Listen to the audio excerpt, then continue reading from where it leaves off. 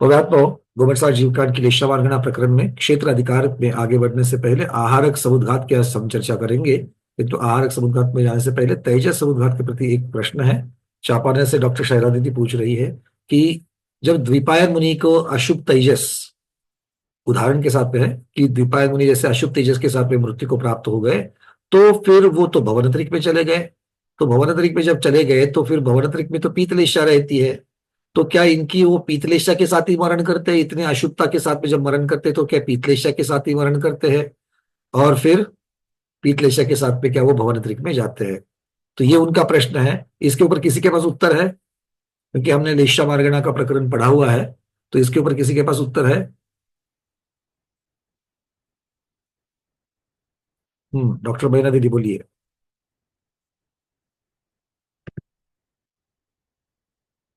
वंदना भैया। हम्म। तो मरते समय तो उनके अगर तीव्र कषाय की वजह से गए हैं तो हो सकता है कि कृष्ण लेशा हो, परंतु भवंतरिक में भव के हिसाब से जब वो वहां जाएंगे तो निवृत्त पर्याप्त अवस्था में उनकी फिर वो पीतलेशा हो जाएगी। तो क्या अशुभ लेशा के साथ में, मतलब कृष्ण को या कापोत को जो भी है, अशुभ जी। लेशा के साथ में अगर जाएंगे तो भवनतरिक में अशुभ लेशा के साथ जा सकते हैं क्या? नहीं, वो वहां जाके चेंज हो जाएगी ना अच्छा, विग्रह गति में। रुको रुको एक मिनट, मीनाक्षी दीदी कुछ कह रही है, दीदी बोलो। पीतलेशा होगा, होगी तो ही जाएगा ये भुवनेश्वरी में हो। पीतलेशा होगी तो ही जाएंगे, दो मत आ गए हमारे पास। डॉक्टर बहना दीदी कह रही कि अशुभ के साथ में मरण करेंगे और वहां जाएगी तो यथायोग्य पीत हो जाएगी। और मीनाक्षी दीदी कह रही कि पीत नहीं है तो नहीं जा सकते। और किसी को कुछ कहना है? हाँ भाई। अच्छा चलो, मैं आप लोगों को एक प्रश्न पूछूं तो आप लोग उत्तर के पास पहुंच जाओगे। हम लोगों ने चैट में भी कुछ उत्तर आ रहे हैं। हेमा की दीदी कह रही कि पीतलेशा के साथ पे ही जाएंगे। चलो, एक बात को हमें उत्तर दे दीजिए कि भवनतरिक में जाएंगे तो भवनतरिक में पर्याप्त अवस्था में तो पीतलेशा रहती रहती है कि नहीं है? रहती है। किंतु अपर्याप्त अवस्था में कौन सी रहती है? निर्वृत्त पर्याप्त का अवस्था में भवनतरिक में कौन सी लेशा रहती है? जो यहाँ से लेके जाएंगे वो। लेकर के जाएंगे वो। अगर मान लो कोई शुक्ल लेशा के साथ जाना चाहता है, भवनतरिक में जा सकता है? नहीं जाएगा। कोई मिथ्या दृष्टि है, शुक्ल लेशा के साथ जाना चाहता है, नहीं जाएगा? नहीं। नहीं जाएगा। नहीं जाएगा। तो इसका मतलब ये हो गया कि निर्वृत्त पर्याप्त अवस्था में वैसे भी भवनतरिक में अशुभ लेशा ही होती है। तो मुनि महाराज जब तक यहाँ पर है तब तक छठा, जब तक उनका छठा गुणस्थान है वो पीतलेशा में अगर रहेंगे, या फिर जो भी उनकी शुभ लेशा थी उसके साथ में पीतलेशा में अगर रहेंगे, तो उसके पश्चात, मरण के पश्चात जैसे ही विग्रह गति शुरू होती है, वो विग्रह गति में अशुभ लेशा में परिणत हो जाएंगे।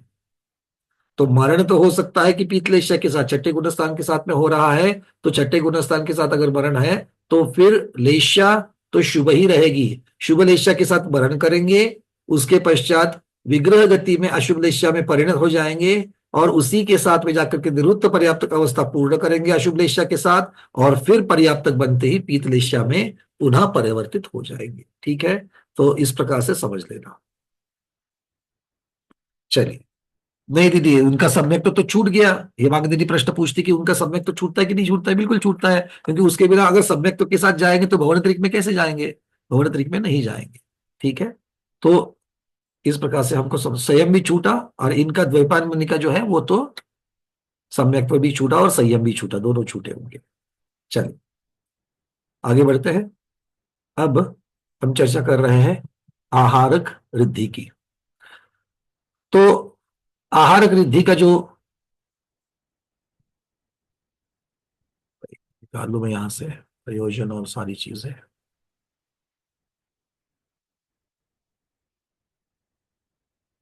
चलिए, आहारक समुद्घात नियम से भावलिंगी मुनिराज को ही होता है। तप के प्रभाव से छठे सातवें गुणस्थानवर्ती मुनिराज के अंतरंग में आहारक रिद्धि सहज प्रकट हो जाती है। छठा और सातवां दोनों भी बताया यहाँ पर, छठा सातवां दोनों बताया है। मुनिराज के अंतरंग में आहारक रिद्धि सहज प्रकट हो जाती है। जब आहारक रिद्धिधारी मुनिराज को तीर्थ वंदना अथवा सूक्ष्म शंका के समाधान का विकल्प उत्पन्न होता है,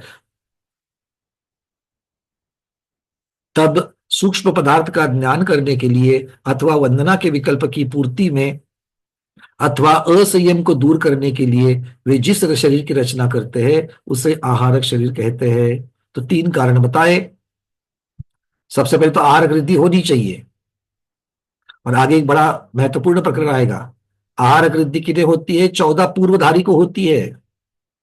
तो उस आहारक वृद्धि को प्राप्त करने के लिए 14 पूर्व का ज्ञान होना चाहिए मुनि महाराज को, तब जाकर के आहारक वृद्धि होती है। तो सिर्फ छठा सातवां गुणस्थान होकर के फायदा नहीं है, 14 पूर्व का ज्ञान भी चाहिए। तो ये मुनि महाराज 3 कारण है उनके पास। रिद्धि तो प्रकट थी, किंतु उनके मन में कोई सूक्ष्म, क्योंकि उपलब्ध वो जहां पर है वहां पर जो जिनवानी की उपलब्धता है, आगम के ज्ञान की उपलब्धता है, उसके द्वारा उनके सूक्ष्म शंका का निराकरण नहीं हो रहा है। इसीलिए उनको केवली या शुद्ध केवली भगवान के पादमूल में जाकर के अपनी जिज्ञासा का समाधान चाहिए। ये पहला कारण। दूसरा, वो तीर्थ वंदना आदि के लिए जाना चाहते हैं, अकृत्रिम चैत्यालय की वंदना करने की उनकी इच्छा है। पंचकल्याणक भी इसी में आ गए कि भगवंतों के पंचकल्याणक हो रहे हैं मध्यलोक में, तो उसको जाकर के देखना चाहते हैं। और तीसरा है असंयम, अर्थात ऐसी जगह पर विराजमान है जहां से अगर पैदल पदविहार करके कहीं पर जाना है तो असंयम हो जाएगा। मतलब उस प्रकार की परिस्थिति, जैसे बारिश के जिलों में वगैरह परिस्थिति बन जाती है, तो वहां पर असंयम की परिस्थिति बनती है। तो असंयम का परिहार करने के लिए वो इस प्रकार से गमन करेंगे। गमन करेंगे मतलब मूल शरीर तो वही रहेगा, किंतु वो जिज्ञासा या वंदना के लिए, तीर्थ वंदना के लिए वो आहारक शरीर से जाएंगे। मुनिराज औदारिक शरीर सहित अपने स्थान पर बैठे रहते हैं, और यह आहारक शरीर रूप पुतला औदारिक देह से निकलकर विकल्प की पूर्ति के लिए केवली शुद्ध केवली के समागम में पहुंच जाता है। शंका का समाधान कर पुनः लौट करके मूल शरीर में प्रवेश करता है। औदारिक शरीर से निकले हुए इस पुतले में आत्मा के प्रदेश साथ साथ चलते हैं। इस प्रकार मतलब औदारिक शरीर में भी आत्म प्रदेश है, और आहारक शरीर में भी उसी के साथ में लिंक्ड उसके आत्म प्रदेश रहेंगे। इस प्रकार आत्म प्रदेशों का शरीर से बाहर निकलना ही आहारक समुद्घात है। अब यहां पर आगे आहारक वृद्धि का प्रयोग अथवा आहारक शरीर की रचना एवं आहारक समुद्घात नियम से प्रमत्त संयत नामक छाटे गुणस्थान में ही होता है। अब ये अलग अलग जगह पर अलग अलग वर्णन आ रहा है। तो जो मुनिराज छठे सातवें में झूल रहे हैं, ऐसे मुनिराज को लेना है स्वस्थान अप्रमत्त में, या फिर छठे गुणस्थान में प्रमत्त विरत में, इस प्रकार से। और फिर नीचे उन्होंने फिर से बोल दिया कि उनका प्रमत्त संयत के छठे गुणस्थान में आहारक समुद्घात नियम से होता है। क्या आहारक शरीर हमारे जैसा ही होता है? इसमें क्या विशेषता होती है? तो हमारा मूल शरीर तो औदारिक है, जो कि सप्त धातु से निर्मित है। सप्त धातु मतलब खून आदि से है। जबकि आहारक शरीर रिद्धि के प्रभाव से निर्मित विशेष शरीर है। ये शरीर एक हाथ प्रमाण वाला, सर्वांग सुंदर, समचतुरस्त्र मतलब दाई साइड बाई साइड जो भी है वो बिल्कुल एक समान रहती है। हंस के समान सफेद, सप्त धातु से रहित पुरुष के आकार का होता है। यह शरीर मुनिराज के मस्तक से निकलता है और एक ही दिशा में गमन करता है। एक दिशा में मतलब जिस दिशा में उनको वंदना के लिए जाना हो, या फिर जिस दिशा में उनको केवली भगवान के पास जाना हो, तो उस दिशा में जाता है। तो उस दिशा में जाकर के अगर मुड़ना पड़ेगा तो मुड़ेगा, किंतु आकाश की श्रेणी की अपेक्षा से ही वो मुड़ेगा, ये यहां पर समझना है। आकाश प्रदेशों की श्रेणी के अनुसार गमन करते हुए सिर्फ 90 डिग्री पर ही घूमता है, और इसका काल अंतर मुहूर्त है। यह शरीर व्याघात रहित होता है, अर्थात किसी से टकराता नहीं है, किसी को बाधा भी नहीं पहुंचाता है। विष, अग्नि, शस्त्र आदि की बाधा से रहित होता है। इस पर वो अग्नि को भी पार करके जा सकता है। वज्र, शिला, जल, पर्वत आदि सभी क्षेत्रों में गमन करने में समर्थ होता है। पहाड़ों से भी आर पार हो सकता है। आहारक शरीर का लक्षण धवला जी की प्रथम पुस्तक में भी छठे गुणस्थानवर्ती ये शब्द ही आया है, इसको समझ लेना। जिसके द्वारा आत्मा सूक्ष्म पदार्थों का ग्रहण करता है, अर्थात आत्मसात करता है, उसको आहारक शरीर कहते हैं। ऐसे धवला प्रथम पुस्तक में व्याख्या आई है कि जिसके द्वारा, जिस शरीर के द्वारा आत्मा सूक्ष्म पदार्थों का ग्रहण करता है। ग्रहण करता है मतलब उसका ज्ञान प्राप्त करता है। निपुण, स्निग्ध और सूक्ष्म आहारक द्रव्यों में सब सूक्ष्मतर है। तो निपुणता में, स्निग्धता में और सूक्ष्मता में आहारक द्रव्यों में सूक्ष्मतर है, इसलिए आहारक है। निपुण अर्थात मृदु, स्निग्ध अर्थात धवल सुगंध, सुष्ठु और सुंदर तथा अप्रतिहत का नाम सूक्ष्म है। देखिए यहां पर क्या क्या कह रहे हैं। ये शरीर निपुण होता है, अर्थात मृदु होता है, यहाँ पर निपुण शब्द का अर्थ स्किलफुल नहीं लिया है, मृदु लिया है। और स्निग्ध का अर्थ चिकना नहीं लिया है, तो धवल सुगंधित लिया है। और वो सूक्ष्म होता है अर्थात अप्रतिहत होता है, सुंदर होता है, सुष्टु होता है, मतलब सूक्ष्म होता है। आहार द्रव्यों में से आहारक शरीर को उत्पन्न करने के लिए निपुणतर, स्निग्धतर और सूक्ष्मतर ऐसे जो स्कंद होते हैं उनको ही वो आहरण करता है अर्थात ग्रहण करता है, इसीलिए आहारक कहलाता है। आहारक शरीर को आहारक क्यों कहते हैं, ये यहां पर बताया जा रहा है धौला की पुस्तक क्रमांक 14 में। क्या कह रहे हैं, आहार वर्गनाओं में से आहारक शरीर को आहार वर्गना में 3 प्रकार की वर्गना है, औदारिक है, वैक्रयिक है और आहारक है। ये 3 वर्गना है। अब ये 3 वर्गना हमने तो 3 भेद कर लिए सूक्ष्मता की अपेक्षा से, किंतु वहां पर तो मिक्स है और उन सभी के समूह को आहार वर्गना कहा जा रहा है। तो उसमें से जो निपुणतर है, जो स्निग्धतर है और जो सूक्ष्मतर है, ऐसी आहारक वर्गना का आहरण करता है, आहरण करता है अर्थात ग्रहण करता है, इसलिए आहारक कहलाता है। चलिए, राजवार्तिक में भी इसी प्रकार का वर्णन है। आहारक शरीर का वर्ण धवल ही होता है, अर्थात वो सर्वांग सुंदर, 1 हाथ ऊंचा और हंस के समान धवल होता है, मस्तक से ही उत्पन्न होता है। ये गोवर्षा जीवकांड में भी आ गया है और धवल की पुस्तक 4 में भी आ गया है। चलिए, क्षण मात्र में कई लाख योजन गमन करने में समर्थ, ऐसा अप्रतिहत, मतलब क्षण मात्र में वो कई लाख योजन तक जा सकता है, इतनी उसकी स्पीड है। आहारक शरीर में निगोद राशि नहीं होती। आहारक शरीर में ये प्रमथ संयत के जो जीव है प्रत्येक शरीर वाले, क्योंकि इनके निगोद जीवों के साथ संबंध नहीं होता है।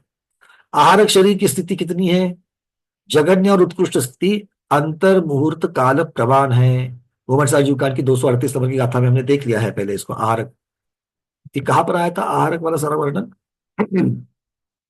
कौन सी मार्गणा में आया था, काय मार्गणा में आया था आहारक का योग, आया ना। मैं जब पढ़ रहा था तब आया था, आप लोग जब पढ़ रहे थे तो कौन सी मार्गणा में आया था ढूंढ लेना, ठीक है।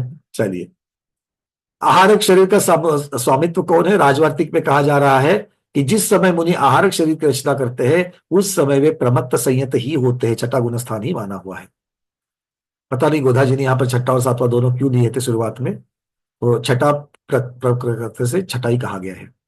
आहारक शरीर का कारण जैसे पहले कहा गया था, कदाचित रिद्धि का सद्भाव जानने के लिए, कदाचित कथनचित सूक्ष्म पदार्थ का निर्णय करने के लिए, संयम के परिपालन के अर्थ में, भरत ऐरावत क्षेत्र में केवली भगवान का अभाव होने से तत्वों में संशय को दूर करने के लिए, महाविदेह क्षेत्र में शरीर से जाना तो शक्य नहीं है और इससे मुझे असंयम भी बहुत होगा, इसलिए विद्वान मुनि आहार शरीर की रचना करते हैं।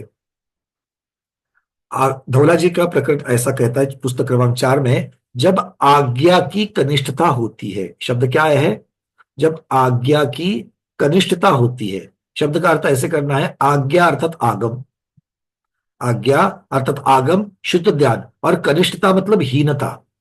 जब उपलब्धता नहीं होती है, जैसे आज पंचम काल में कितना आगम उपलब्ध है, अंश का अंश मात्र उपलब्ध है कि नहीं है।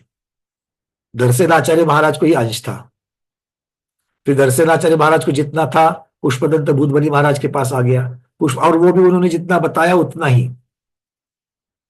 देखो, हमें अपने दिमाग में जितनी चीजें मालूम है हम सब सारी चीजें कथन करते हैं क्या, कथन कर सकते हैं क्या, करना है तो भी नहीं कर सकते, मतलब वहां पर थोड़ा सा डेटा लॉस हो जाता है। फिर वहां से आगे पुष्पदंत भूतबली महाराज से फिर आगे प्रकरण चलते चलते फिर कुंद स्वामी जाकर के सुन के भी आए, उनको भी गुरु परंपरा से प्राप्त हो गया। फिर उमा स्वामी महाराज हो, फिर बाकी सब लोगों ने एक एक विषय लेकर के कुछ कुछ ग्रंथों की रचना करी है, और वो भी ग्रंथ इतने सारे हो गए हैं कि हम 5 वर्षों से 2 ही ग्रंथों का अध्ययन कर रहे हैं। उसमें सरवार सिद्धि एक बार हो गई और गोवटसार जीवकांड तीसरी बार पढ़ रहे हैं, तो भी अंदर नहीं जा रहा। तो आगम कितना है और हम आगम कितना ग्रहण कर पा रहे हैं, और जो ग्रहण किया हुआ है उसका चिंतन कितना कर पा रहे हैं। तो हम कहाँ खड़े हैं मोक्ष मार्ग पर, समझ करके ले लेना, और कितना करने की जरूरत है ये भी देख लेना, और इन चीजों को स्वाध्याय पूर्ण होने के बाद भी याद रखना, ठीक है, चलिए। आहारक लब्धि 14 पूर्वों का ज्ञान होने पर ही होती है। 14 पूर्वों का ज्ञान मनुष्य पर्याय में ही होता है। मनुष्य पर्याय के अलावा अन्यत्र आहारक समुद्घात संभव नहीं है। गोधा जी ने ये लिखा तो है, किंतु यहाँ पर कहीं उन्होंने इसका क्या कहते हैं, मेरे ख्याल से ये सारा का सारा नीचे अगर जाकर के देख लूं तो धवला की पुस्तक 14 का आधार देख करके उन्होंने ये चीज कही है। ठीक है, चलिए। आहारक लब्धि 14 पूर्वों का ज्ञान होने पर ही होती है। 14 पूर्वों का ज्ञान मनुष्य पर्याय में ही होता है, तो इसलिए मनुष्य पर्याय के अलावा अन्यत्र आहारक समुद्घात संभव नहीं है। असंयम बहुलता, आज्ञा कनिष्ठता और अपने क्षेत्र में केवली का विरह, इस प्रकार इन 3 कारणों से साधुक आहारक शरीर को प्राप्त होते हैं। जल स्थल आकाश के साथ दुष्परिहार्य सूक्ष्म जीवों से आपूर्त होने पर असंयम बहुलता होती है। उसका परिहार करने के लिए साधु आहारक शरीर को प्राप्त होते हैं। आपको लगेगा भैया बार बार वही वही चीजें क्यों कह रहे हैं, तो नहीं, ये अलग अलग ग्रंथों से, पहले राजवार्तिक का ग्रंथ का संदर्भ आया था, अब धवला जी की पुस्तक का आगे का संदर्भ आ रहा है, तो वहां पर जो जो चीजें आ रही है वैसे वैसे यहाँ पर बताया जा रहा है। ठीक है, चलिए। आहारक शरीर का प्राप्त करना असंयम बहुलता निमित्तक भी कहा जाता है। आज्ञा उसकी कनिष्ठता अर्थात उसका अपने क्षेत्र में थोड़ा होना आगम का आज्ञा कनिष्ठता कहलाती है, द्वितीय कारण है। आगम को छोड़कर द्रव्य और पर्यायों के अन्य प्रमाणों के विषय ना होने पर, मतलब ऐसे उदाहरण जो समझ सके। बहुत बार क्या होता है कि आगम में ऐसे उदाहरण आते हैं कि वो उदाहरण आज के हमारे समय के ना होने की वजह से हमें वो समझ में नहीं आते हैं। तो क्या और भी कोई उपलब्ध है उस पे उदाहरण, क्या उस पे प्रमाण और भी उपलब्ध है? ऐसा जब देखा जाता है तो हमें वो सब दिखाई नहीं देता है कि भाई उपलब्ध आगम में तो वो नहीं है। फिर कौन बता सकते हैं? तो श्रुत केवली और केवली भगवान ही बता सकते हैं। अब कोई मुनि महाराज भरत ऐरावत क्षेत्र में बैठे हैं और भरत ऐरावत क्षेत्र में उनके नजदीक में जहां पर भी एरिया है उस क्षेत्र में अगर मान लो केवली शुद्ध केवली भगवान नहीं है, और उस समय में कहाँ होंगे? विदेह क्षेत्र में तो होंगे ही होंगे, या फिर दूसरे भरत ऐरावत में भी हो सकते चतुर्थ काल की अपेक्षा से। तो इस वहां पर जाना असंयम की बहुलता को ला करके आएगा, इसलिए उसको परिहार करने के लिए ये आहारक शरीर की अपेक्षा से वहां पर जाते हैं। फिर कहते हैं, अब यहाँ पर वर्णन आ रहा है धवला जी में कि शुद्ध केवली और केवली के पादमूल में जाता हूं, ऐसा विचार कर आहारक शरीर रूप से परिणमन करके गिरि नदी सागर मेरु पर्वत कुलाचल और पाताल में केवली और शुद्ध केवली के पास जाकर, अब ये पाताल शब्द यहाँ पर केवली और शुद्ध केवली के लिए कैसे आ गया है, ये सोचने वाली बात है। इसके ऊपर चिंतन करके उसका अर्थ निकालना पड़ेगा कि ये वहां पर इसी प्रकार से पाताल में ऐसा ना लेते हुए पाताल के ऊपर ऐसा लेना पड़ेगा। क्योंकि पाताल कहां पर है, कौन बताएगा पाताल कहाँ है? नीचे नीचे मत कहो, मैंने नीचे अंडरग्राउंड में पाताल नहीं है। नीचे नीचे की फ्लोर पर और कोई दूसरा रहता है, कोई जाकर के देख, क्या हो वहां पर पाताल नहीं था, दूसरा कोई रह रहा है। पाताल कहाँ है? कोई नया? सारे के सारे हाथ वही है। निर्मल छाबड़ा जी बताइए, पाताल कहाँ है? सर जी आपका माइक माइक माइक अनम्यूट तो हो गया। सरमती इंदिरा दीदी कहाँ पर है पाताल?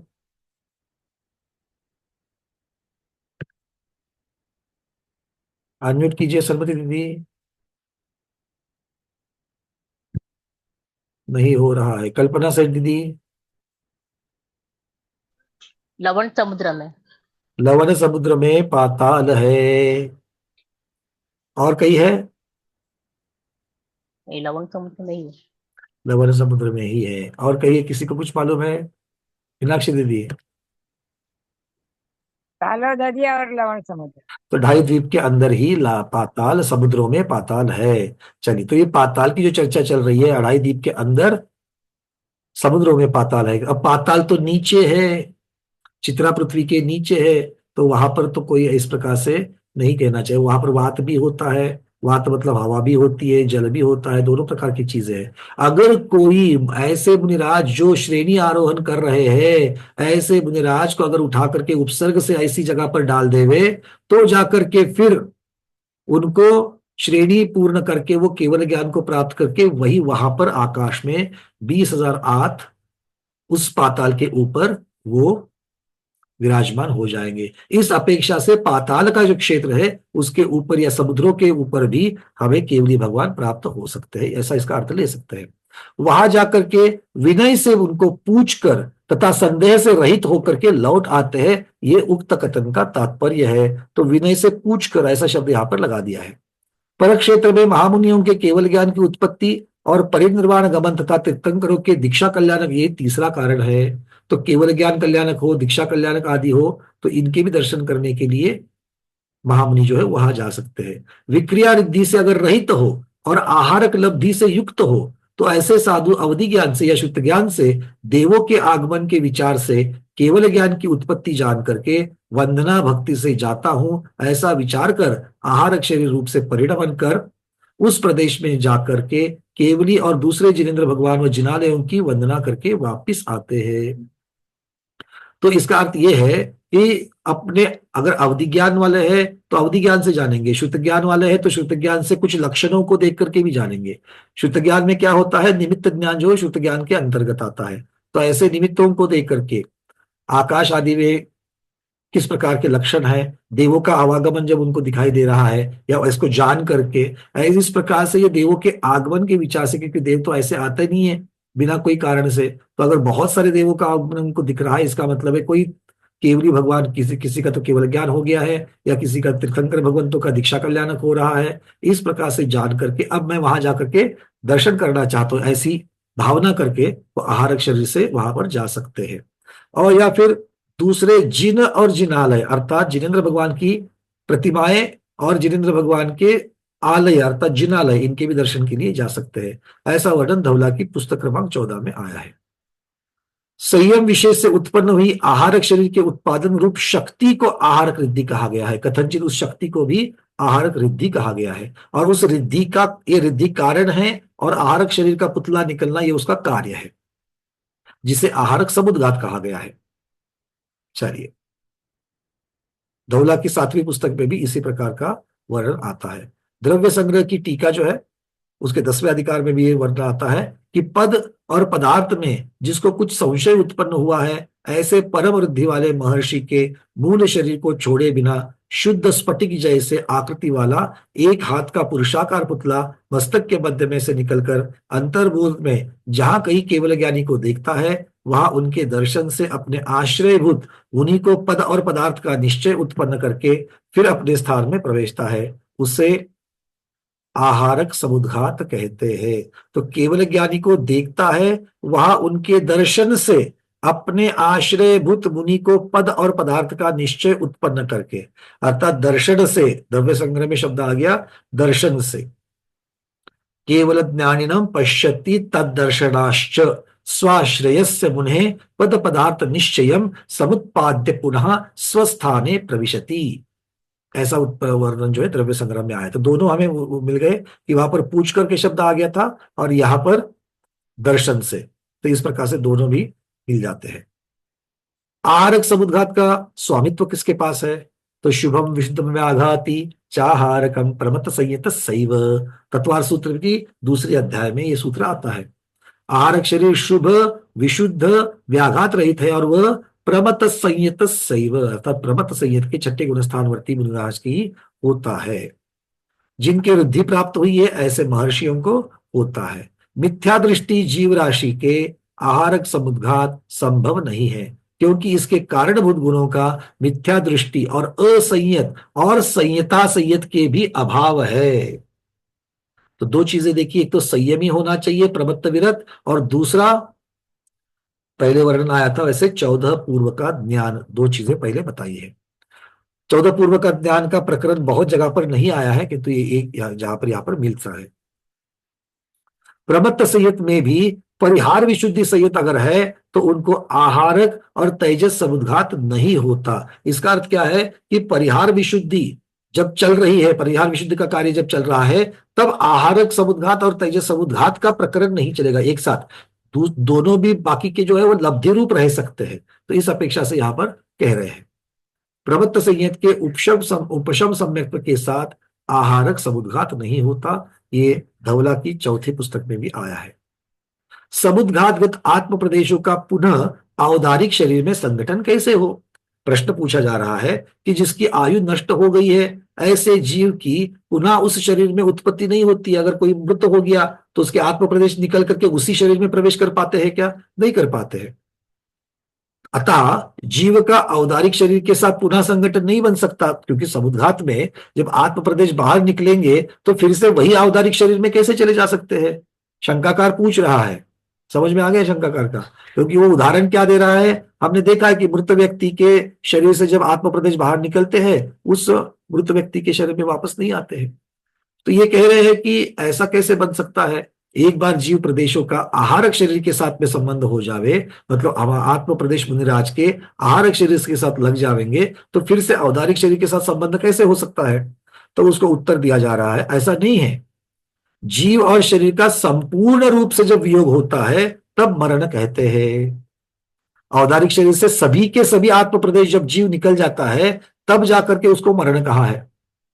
थोड़े बहुत आत्म प्रदेश निकल के जाना और फिर वापस आना ये हो सकता है। उनका एकदेश रूप से वियोग मरण नहीं हो सकता, क्योंकि समुद्घात में क्या हो रहा है? एकदेश रूप से वियोग हो रहा है। क्योंकि जिनके कंठ पर्यंत जीव प्रदेश संकुचित हो गए हैं ऐसे जीवों का भी मरण भी नहीं पाया जाता है। ये यहाँ पर ऐसा उदाहरण दिया जा रहा है कि मरण के पूर्व कोई व्यक्ति है, उसके कंठ तक आत्म प्रदेश जो है वो वहां पर संकुचित हो जाते हैं, तो भी मरण अभी तक नहीं हुआ है। वो कहते हैं ना, अभी तक देखो यहां पर हिल रहा है। कहने की बात है, यहां पर उदाहरण इस प्रकार से दे रहे हैं। ठीक है, मतलब जब तक पूरा का पूरा वियोग नहीं होता है तब तक मरण नहीं कहा जाता, ये उनको यहां पर कहने हैं। जीवित शरीर से कटकर जिसका हाथ अलग हो गया है उसके साथ भी इस प्रकार से व्यभिचार आ जाएगा अगर हम एक देश वियोग को मरण मानेंगे। ठीक है, क्योंकि एक देश वियोग में क्या होता है, हाथ कट गया तो थोड़ी देर के लिए हाथ में भी तो आत्म प्रदेश रहते हैं टूटे हुए हाथ में, तो फिर क्या वो जीव का मरण हो जाता है? नहीं। तो इस प्रकार आहारक शरीर को धारण करना, इसका अर्थ संपूर्ण रूप से औदारिक शरीर का त्याग करना नहीं है। इसीलिए आहारक शरीर को धारण करने वाला का मरण नहीं माने जाते। आहारक नाम का पुतला होता है। आहारक निर्धारी छठे गुणस्थान में मुक्ति मुनिराज को तत्व के, अब ये वापस वही आ रही है बातें, वही वही, तो हम लोग उसको अब नहीं लेंगे क्योंकि इस चीज को हमने पढ़ा। ये किसकी अपेक्षा से चल रहा है? हाँ, अब ये क्या कह रहे हैं, क्या हम आहारक शरीर को देख सकते हैं क्या? यद्यपि आहारक शरीर पौद्गलिक है और पुद्गल वर्गणा से बना है, मूर्तिक होता है, तथापि इसकी गति इतनी तीव्र होती है वो हमारी आंखों से पकड़ में नहीं आ पाता, और वो है भी और सूक्ष्म वर्गणाओं से बना हुआ, इसलिए भी वो नहीं दिख पाएगा। ये शरीर 1 सेकंड के भीतर सैकड़ों योजन गमन कर सकता है। पहले भी आया था वर्णन धवला जी में कि क्षण मात्र में लाखों योजन गमन कर सकता है। ये सब पढ़ करके हमें इस रिद्धि की महिमा समझ में आती है। तो रिद्धिधारी मुनिराज को इस शरीर के अथवा रिद्धि की नहीं, अपितु अपने न्यायिक स्वभाव की ही महिमा आती है। अपने न्यायिक के अवलंबन से इस जैसे सैकड़ों रिद्धियां मुनिराज के जीवन में सहज प्रकट हो जाती है, किंतु मुनिराज को रिद्धियों की रंच मात्र भी अपेक्षा नहीं होती है। मोक्ष मार्ग में इनका कोई स्थान नहीं है, अर्थात इनके संयम से ये और उनके तप के प्रभाव से रिद्धियां प्रकट तो हो जाती है, किंतु उसकी वजह से ही मोक्ष मार्ग है, या बिना रिद्धि के कोई मोक्ष मार्ग मोक्ष तक नहीं पहुंच सकता, ऐसी भी परिस्थिति नहीं है। इस प्रकार का वर्णन ये आहारक समुद्घात की अपेक्षा से यहाँ पर हमको बताया गया है। चलिए, कुछ प्रश्न है, क्योंकि आज हमें 3 बजे रुकना है। आपके पास अभी थोड़े से 15 मिनट बाकी है, तो एक एक प्रश्न को ले लेते हैं। कनक वाला दीदी। जी वंदना, आपने हाँ, कहा था कि जो छठे एक मिनट एक मिनट एक मिनट, मुझे आचार्य जी के दर्शन हो रहे हैं, सब लोग दर्शन कर लेते हैं पहले। एक मिनट। जय हो ज्ञान योगी आचार्य भगवत श्री विद्यानंद जी महामुनिराज की जय। नमोस्तु तो नमोस्तु नमोस्तु आचार्य। पंकज जी, आशीर्वाद आपको, आपके परिवार, स्वाध्याय परिवार को। मेरी यह जिज्ञासा थी, आरक शरीर जो केवली श्रुत केवली के पदारविंद में जाता है, तो क्या मुंह से प्रश्न पूछते हैं, हाथ से चरण स्पर्श, या किस रूप में शरीर, किस रूप में नमस्कार आदि करते हैं, या ध्वनियात्मक आरक शरीर प्रश्न पूछते हैं, क्या मात्र जाकर उपस्थित होते हैं और उनकी जो भी उद्देश्य हो समुद्घात का उसका निरसन होता है? गुरुदेव, यहाँ पर अब तक का जितना प्रकरण हमने अलग अलग ग्रंथों से, राजवार्तिक, धवला जी और द्रव्य संग्रह, इन 3 ग्रंथों के आधार से यहाँ पर जितना अभी तक वर्णन आया था, उसमें दोनों दो प्रसंग ऐसे मिले। एक जगह पर पूछ कर ऐसा वर्णन आ गया और दूसरी जगह पर देख कर इस प्रकार का वर्णन आ गया। तो स्पर्श करके तो केवली भगवान को तो कोई स्पर्श करता नहीं है। इस चीज को अगर हम लोग सामने रखते हैं तो स्पर्श करने की बात तो बाजू हो जाती है। किंतु दो प्रकरण ऐसे मिलते हैं, एक ग्रंथ में और दूसरे ग्रंथ में। एक जगह पर पूछ कर ऐसा शब्द आ गया है और दूसरी जगह पर देख करके, जैसे द्रव्य संग्रह में है, देख करके वो वापस, देख करके अपनी उसका जो जिज्ञासा है उसका वो निश्चय करके वापस, निश्चय करके मुझे समाधान पा करके वापस आते हैं। इस प्रकार का प्रकरण मिल गया, 2 प्रकरण मिले हैं, किंतु स्पर्श करके ऐसा कहीं पर पढ़ने में नहीं आया। जी जी। और दूसरी ये जिज्ञासा थी हाँ। कि अभी जो चर्चा में थी बात कि जो पूर्व विध है ऐसे ही श्रुतधर को ये आरक रिद्धि प्राप्त होती है। तो छद्मस्त अवस्था में 11 अंग 14 पुरुष से अधिक तो ज्ञान कुछ होने वाला नहीं, और आरक शरीरधारी को पहले से 11 अंग 14 पुरुष का ज्ञान प्रकट हो चुका है, तभी उसके स्वामित्व तो आरक शरीर के बन चुके हैं। तो फिर उनको नया ज्ञान उसमें से ऐसा क्या मिलेगा जो 11 अंग 14 पुरुष से अतिरिक्त ज्ञान उनको वहां जाने से प्राप्त होगा? बिल्कुल, मतलब ये या तो फिर वो विस्मृति में चला गया हो कि, बिल्कुल आपने बहुत सुंदर इस प्रकार की जिज्ञासा को रखा है यहाँ पर, कि जब पहले से 14 पूर्व का ज्ञान है तो संदेह होने की या सूक्ष्म प्रमाण की क्या बात है। तो अब यहाँ पर ज्ञान का अर्थ क्या उनको पूरा का पूरा समझ में आ गया है या विस्मृति में चला गया है। और इसीलिए एक ही जगह पर हमें, इस पूरे वर्णन में एक ही जगह पर प्रकरण वो मिला कि जहां पर गोधा जी ने लिखा है कि भाई ये 14 पूर्व का ज्ञान होने के पश्चात आहार वृद्धि प्रकट होती है, इस प्रकार से लिखा है। बट इसीलिए हो सकता है कि बाकी के आचार्यों ने कहीं पर भी इस प्रकार का वर्णन नहीं लिखा और हमने भी पहली बार ये पढ़ा। अब इसको किस प्रकार से लेना है चिंतन के पश्चात या चर्चा जब गुरुओं से होगी तभी इसको देखना पड़ेगा। क्योंकि अगर इसकी, अभी तो हमने हिंदी पढ़ी, इसका उन्होंने, गोधा जी ने भी कहीं पर भी इसका मूल जो है वो दिया नहीं है। अगर मूल दिया होता, जैसे कि देखकर, पुतला देखकर भगवान का दर्शन करके आता है, उसके मूल संस्कृत में तो हमको वहां देखने के लिए मिलता है कि वो शब्द आ गया दर्शन करने का। बट इसका जो है उसका उन्होंने कोई मूल दिया नहीं है। और ग्रंथ का संदर्भ भी बहुत अंत में उन्होंने धवला जी का प्रकरण दिया है। तो इसके ऊपर और देखकर समझ करके इसके ऊपर भाष्य करना होगा। अगर ऐसा क्या वर्ड आया है तो किस अपेक्षा से आया है, क्या उसका अर्थ है, ये देखना पड़ेगा। ऐसा हो सकता है कि जैसे अभी आप उत्तर दे रहे थे, मेरी हाँ, आवाज आ रही है? आ रहे होते हैं। आप जब बोल रहे थे तब इस प्रश्न का उत्तर मुझे इस प्रकार समझ में आया, मैं गलत हो तो बता देना, कि जैसे आप कोरोना के समय में बहुत सारा विषय पढ़ाए थे हमको, मान लीजिए सर्वार्थ सिद्धि ग्रंथ पढ़ाते समय बहुत सारी बातें आपने बताया था, और अभी जीवकांड आप जो पढ़ा रहे हैं, तो उस समय जो हमने जाना था वो लब्धि रूप में था, लेकिन बहुत अभी 2-3 साल बीत गए, वो उपयोग रूप में नहीं आने के कारण कुछ विषय धारणा में रहा, कुछ अधूरा धारणा में रहा, कुछ अनध्यवसाय के रूप में रहा, कुछ विस्मृति के रूप में रहा, और अपूर्वार्थ के रूप में जो क्या है उस चीज को जान रहे, जबकि पहले कभी लब्धि रूप में भी था, लेकिन प्रदीर्घ काल के बाद वो थोड़ा सा विस्मृत हो गया। तो उपयोग में आने, लब्धि का उपयोग में आने के बाद ही वह ज्ञान अपने में है ऐसा भास होता है, लेकिन उपयोग में आने के पहले जो होता है वह सिर्फ लब्धि रूप में होता है, लेकिन उपयोग उधर न लगने के कारण उसका ज्ञान अपने को नहीं है, ऐसा भी होता है कुछ विषयों में। जो प्रगाढ़ धारणा जिस विषय में नहीं होती है उस विषय में ऐसा होता है, अनेक विषयों में, और सबको होता है। तो ऐसा ही 11 अंग 14 पूर्व का तो ज्ञान लब्धि रूप में है, लब्धि रूप में है, चौक्षमात्मक है, ज्ञानावरण कर्म के तत्संबंधी चौक्षम होने की वजह से, लेकिन उसका रिवीजन न होने के कारण, वह विस्मृत की कोटि में जाने के कारण वो उस संबंधी कुछ जिज्ञासा उत्पन्न होती है, और उस वजह से उनका शरीर निकलता है उस विषय को जानने के लिए। ऐसा भी हो, कभी कभी आप पंकज जी जब पढ़ाते हैं ना, उत्तर देते हैं ना, थोड़ा 2 शब्द आप बोलते हैं, सारा वो मैटर आप क्या इस प्रश्न का उत्तर देने वाले हैं ये ध्यान में आ जाता है, उसके पहले ध्यान में नहीं आता। तो आपका बोलना ही मेरे लिए और औरों के लिए निमित्त बन जाता है और उत्तर अपने आप ही मिल जाता है। ऐसा ही कुछ होता होगा, मुझे लगता है। गुरुदेव बिल्कुल आगम के सुंदर शब्दों के साथ पे आपने इस प्रकरण को रखा है। बिल्कुल ऐसी ही बात दिमाग में अभी ऐसी चल रही थी आप जब बोल रहे थे वैसे।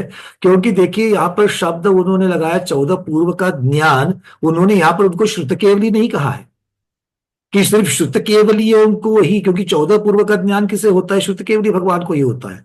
तो श्रुत केवली भी होते हैं 14 पूर्व के ज्ञानधर, और दूसरे मुनिराज भी 14 पूर्व के ज्ञानधर होते हैं। तो दोनों में फर्क क्या है?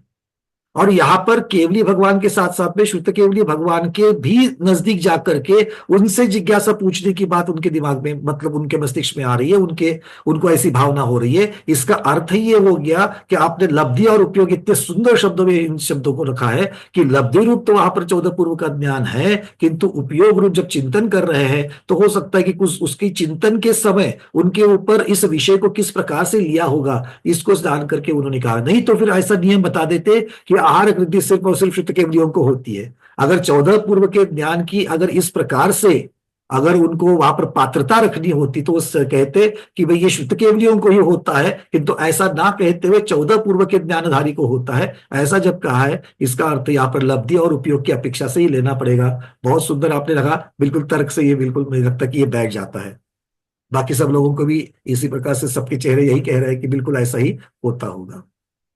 तो मतलब ये बात बिल्कुल है कि ज्ञान क्षयोपशम रूप, मतलब इतनी सुंदर चीजें आचार्य ने अभी कही कि पूरा उसमें टेक्निकल चीजें जो है, मतलब जो ज्यादा आकर्षित हो गया भाई टेक्निकल चीजों की वजह से आकर्षित हो गया उन शब्दों की तरफ, क्योंकि आगम में यही तरीका बताया है लब्धि फिर उपयोग में आना। क्योंकि चिंतन में जब करते तब क्या है, ऐसा नहीं कि हम लोगों ने जैसे पिछली बार कोवट सर सब लोगों ने हम लोगों ने पढ़ लिया तो सारा का सारा विस्मृत हुआ है, या सारा का सारा याद भी तो नहीं है, क्योंकि जो है किंतु कोई निमित्त मिलने पर हम लोग या फिर कहीं चिंतन करने के लिए बैठे तो उस विषय को याद आता है, बट सारा का सारा याद नहीं आता है। तो फिर इसका मतलब है कि लब्धि और उपयोग इसकी अपेक्षा से इसको समझना होगा। चलिए बहुत बढ़िया। और कोई प्रश्न है तो अभी कनकमाला दीदी आपका प्रश्न, फिर दीपा दीदी आपका प्रश्न। 5 आचार्य जी मिनट से नमस्कार, मेरे पास आपको वंदना। जितने 5 भैया मिनट जी बैठेंगे उतने लेंगे। मेरा भैया यही प्रश्न था, यही पूछने वाले थे कि 14 अंक के धारी 14 पूर्व के आता है तो उनको पूछने की जरूरत क्या, खुद ही शुद्ध केवली हो गए, वही पूछने वाली थी। चलिए समाधान हो गया, समाधान हो गया। ये होता है ना आचार्य श्री बैठे हैं तो उनके प्रश्न मात्र से, उनके सानिध्य मात्र से बहुत सारी समाधान हो चीजें गया। शांत हो जाती है। मैं यही पूछ रहा था, सेम प्रश्न था मेरा भी। चलिए विजय लक्ष्मी दीदी। और वो जो पुतला केवली भगवान के पास जाता है तो केवली भगवान तो क्वेश्चंस ओमकार ध्वनि में देते हैं, तो उसको ट्रांसलेट करने के लिए गणधर ही चाहिए। फिर ये मुनि को कैसा पता चलता है उनके तो गणधर भगवान उसका देखो दोनों चीजें है ना, एक तो पूछ करके भी बताया, एक तो देख करके भी बताया। तो देख कर ये तो भगवान का अतिशय भी होता है, जिसके लिए महावीर भगवान का उदाहरण भी है कि पलने में झूलते हुए मुनि तीर्थंकर महावीर भगवान को देख करके 2 मुनिराजों के जो मन में बहुत सूक्ष्म संदेह था उसकी जिज्ञासा हो गई।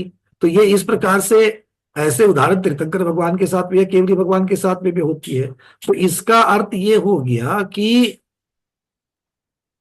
देखने मात्र से जिज्ञासा अपने आप शांत होती है। और अब मैं अतिशयोक्ति ना करते हुए आपको मैं इस प्रकार से भी कहूंगा कि निमित्त किस चीज का मिलता है। जैसे अभी आचार्य जी ने कुछ शब्द रखे थे, उसी को अगर मैं कह, क्योंकि बहुत बार जब पूज्य माता जी के सानिध्य में जब जाना रहता है, गुरुओं के सानिध्य में जब जाना होता है, तो मैंने स्वयं इस चीज का भी अनुभव किया है कि बहुत बार अपनी लिस्ट बना करके लेके जाते हैं, किंतु वहां जाने के पश्चात अगर 10 प्रश्न लेकर के गए थे तो मैंने 5 ही पूछे। क्यों? क्योंकि 5 का वहां जाने मात्र से ऐसा एक चिंतन वहां पर निमित्त में आ गया कि उस चिंतन में उसके उत्तर मिल गए, वो प्रश्न पूछने की जरूरत ही नहीं हुई।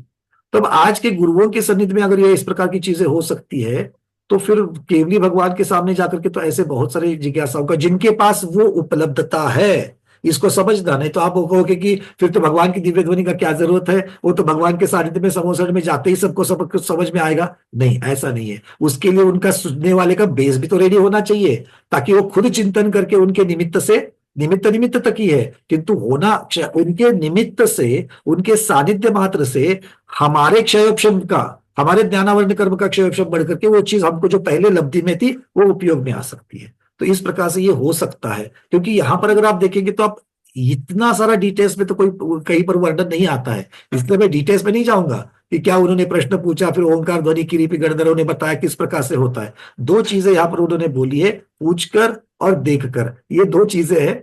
इतना ही यहाँ पर रखूंगा, इसके ऊपर हम ज्यादा भाष्य नहीं करेंगे। ठीक है, चलिए मीनाक्षी दीदी। तो नया ही जानने को मिला पूर्व का। हाँ बिल्कुल, ऐसी चीजें आती है। चलिए अर्चना और जैन। उनको, हाँ, उनके मिश्र में कौन सा वर्गणा होगी किसमें? और आहारक वर्गणा ग्रहण करेंगे ना आहारक, हाँ, उसके पूर्व पूर्व में। आरक मिश्र में निवृत्त पर्याप्तक अवस्था आरक मिश्र जो है उसमें दो प्रकरण हमें मिलते हैं। धौलाजी में कार्बन वर्गना और आहारक वर्गना, इनका मिश्र बताया है। और गोमट सार जीवकांड जी में औदारिक और आहारक, इन दोनों का मिश्र बताया है। और कनेक्शन कैसा रहता और होगा? इसमें हमने पीडीएफ में दोनों के दोनों प्रकरण रख दिए हैं। हाँ जी, क्या बोल रहे थे आप? कनेक्शन कैसा रहेगा आहारक शरीर के साथ? औदारिक शरीर अपनी जगह पर, मूल जगह पर है, और आहारक पुतला जो जा रहा है उसके बीच में वो वेव बनी हुई है, उनकी आत्म प्रदेशन की लिंक बनी हुई है। वहाँ के वर्गणा भी वो लेके जाएंगे ऐसा ना? कौन सी वर्गना? नहीं, एक वर्गना तो आत्मिक वर्गना तो शरीर में बन गई ना, शरीर उससे पर्याप्त हो चुका है।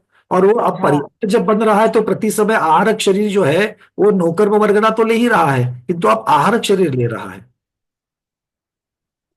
ठीक है, चलिए। तो आज का ये समय हमारा पूर्ण होता है। बाकी जो बचे हुए हैं वो कृपया मुझे व्हाट्सएप के ऊपर मैसेज भेज दें, सभी आपके उत्तर के कल अगली क्लास में हम लोग वो निवारण कर लेंगे। आज के स्वाध्याय को गुरुओं के श्री चरण में बारंबार नमोस्तु वंदनामि इच्छाकार करते हुए यही पर समापन करते हैं। जैनम जयतु शासनम, जैनम जयतु शासनम, जैनम जयतु शासनम।